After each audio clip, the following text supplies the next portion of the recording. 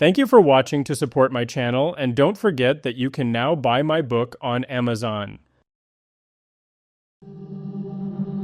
At 5:30 in the morning on D-Day, the largest invasion fleet in history opened fire on the coast of France. 4 minutes later, one ship in that fleet was already gone, broken in half, sinking, with 33 men aboard her who would never see the beach. She wasn't sunk by a mine. She wasn't sunk by a plane. She was killed by a torpedo that was aimed at someone else entirely.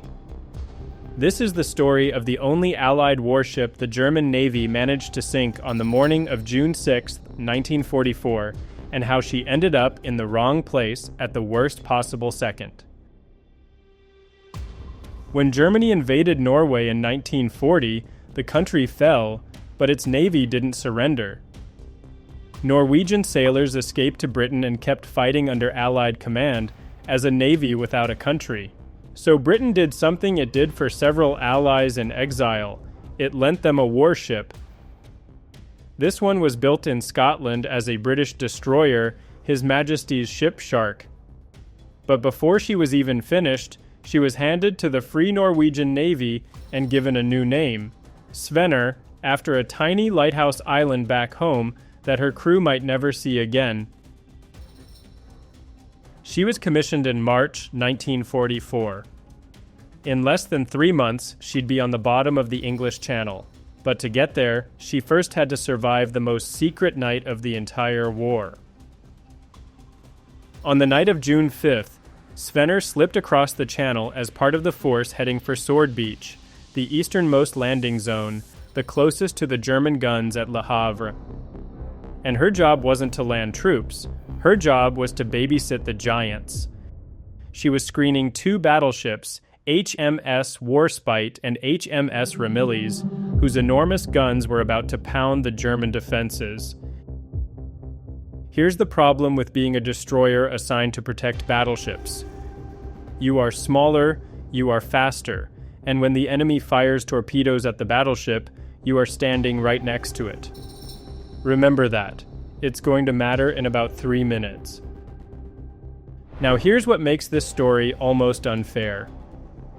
By June 1944, the German Navy in the Channel was a shadow. The Allies had thousands of ships. The Germans, at Le Havre that morning, had a handful of small, fast torpedo boats and one commander willing to do something close to suicidal. His name was Heinrich Hoffmann, and his radar had been screaming all night about a massive contact in the Channel. He couldn't see it through the smoke the Allies had laid down, a wall of artificial fog to hide the fleet. But he knew something gigantic was out there, so at first light, Hoffmann did the only thing he could. He took 3 torpedo boats, pointed them straight at the smoke wall, and charged. So for about 60 seconds on D-Day morning, the entire naval invasion came down to 3 tiny German boats versus the biggest fleet ever assembled, and the fleet didn't even see them coming. The boats punched through the smoke, and in front of them was a wall of Allied steel. They didn't slow down. They didn't pick targets carefully. They fired everything, a fan of around 17 torpedoes, turned hard, and vanished back into the fog before the Allied gunners could even react. 17 torpedoes now running silently toward the bombardment fleet. One passed between the 2 battleships, Warship and Memorializing, close enough to touch, and kept going. Another ran straight at the headquarters ship Largs, which threw its engines into full reverse and watched the torpedo slide past its bow by a few feet. The giant survived. The torpedoes meant for the battleships missed the battleships, but the torpedoes were still running, and standing right next to the battleships, exactly where she'd been ordered to be, was Svener. At 5:30 in the morning, as the whole fleet opened fire, a torpedo that had been launched at a battleship found the Norwegian destroyer instead. It struck her amidships, right in the boiler room, the heart of the ship. The explosion tore her open. Witnesses on the ships nearby said the bow and the stern lifted out of the sea and rose up to meet each other, the whole ship folding into a V against the dawn sky before she slid under in minutes. A British sailor on the destroyer next in line, close enough that it could have been him, wrote later, "I had a grandstand view when she was hit and broke in half. The two ends came up out of the water in a V, she disappeared quickly, and the rest of us sailed on." 33 men died, 32 Norwegians, and 1 British sailor.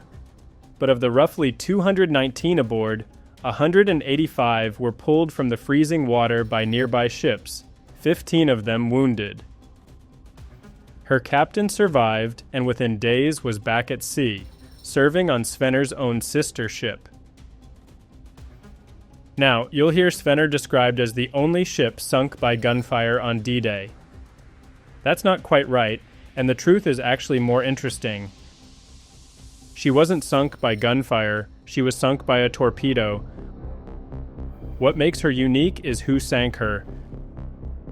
Plenty of Allied ships were lost on D-Day, to mines, to coastal guns, to accidents, but Svener is the only Allied warship sunk by the German Navy in a surface attack that morning. She was the single casualty of the only time the German fleet actually came out and fought, that desperate 60-second charge by 3 little boats. Think about that. The most powerful navies on Earth threw thousands of ships at this coastline, and the one ship the German surface fleet managed to take down was a borrowed British destroyer, crewed by Norwegians, named after a lighthouse island in a country that had already been occupied for 4 years. So where is she today? Svener is still there, on the floor of the bay off Sword Beach, broken into 2 pieces, more than 10 miles out from the French coast. She's one of around 150 D-Day wrecks scattered across that bay, one of the densest underwater war graveyards anywhere on the planet. For decades, almost nobody knew exactly where she lay, but then, in the summer of 2003, a French Navy minesweeper found her and brought a piece of her home. What the French Navy raised from the seabed was Svener's anchor. Today it doesn't sit in a warehouse. It stands on the shoreline at Hermonville-sur-Mer in Normandy, pointed out at the water she went down in, as a memorial to the 33 men who died 4 minutes into the longest day. Every June, Norwegians come back to that beach.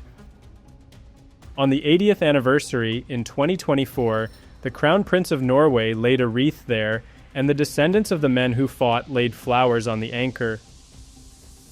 There's a twin memorial in Oslo, so the two stand at opposite ends of the sea she crossed. Svener sailed for less than 3 months. She fired her guns for about 4 minutes.